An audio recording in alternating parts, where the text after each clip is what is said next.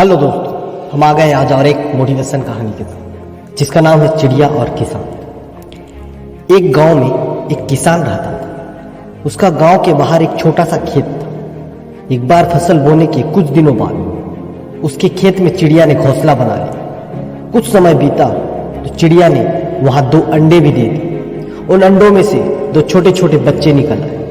वे बड़े मजे से उस खेत में अपना जीवन गुजारा करने लगे। कुछ महीनों बाद फसल कटाई का समय आ गया। गांव के सभी किसान अपने खेतों की फसल की कटाई में लग गए। अब चिड़िया और उसके बच्चों का वह खेत छोड़कर नए स्थान पर जाने का समय आ गया। एक दिन खेत में चिड़िया के बच्चों ने किसान को यह कहते सुना कि कल मैं फसल कटाई के लिए अपने पड़ोसी से पूछूंगा और उसे खेत में भेजूंगा।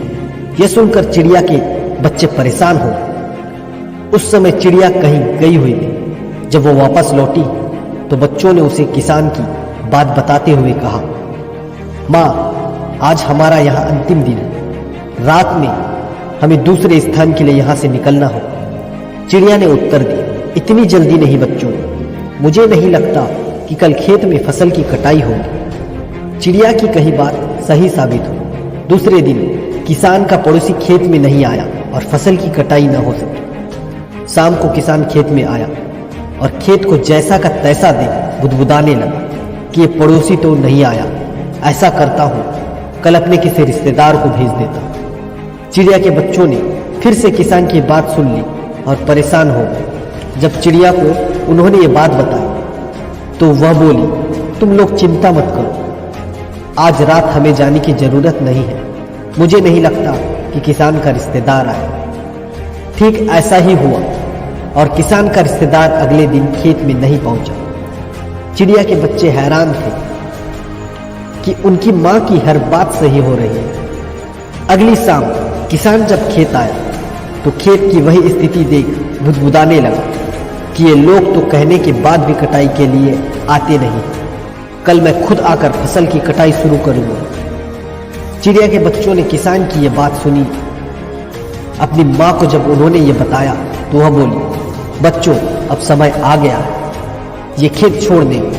हम आज रात ही खेत छोड़कर दूसरी जगह चले जाएंगे। दोनों बच्चे हैरान थे कि इस बार ऐसा क्या है जो मां खेत छोड़ने को तैयार है। उन्होंने पूछा तो चिड़िया बोली, बच्चों, पिछली 2 बार किसान कटाई के लिए दूसरों पर निर्भर था। दूसरों को कहकर उसने अपने काम से पल्ला झाड़ लिया था, लेकिन इस बार ऐसा नहीं है। इस बार उसने यह जिम्मेदारी अपने कंधों पर ले ली है, इसलिए वह अवश्य आएगा। उसी रात चिड़िया और उसके बच्चे उस खेत से उड़ गए और कहीं और चले गए। तो दोस्तों, दूसरों की सहायता लेने में कोई बुराई नहीं, किंतु यदि आप समय पर काम शुरू करना चाहते हैं और चाहते हैं कि वह समय पर पूरा हो जाए तो उस काम की जिम्मेदारी स्वयं लेनी होगी। दूसरे भी मदद उसी की करते हैं जो अपनी मदद करते हैं।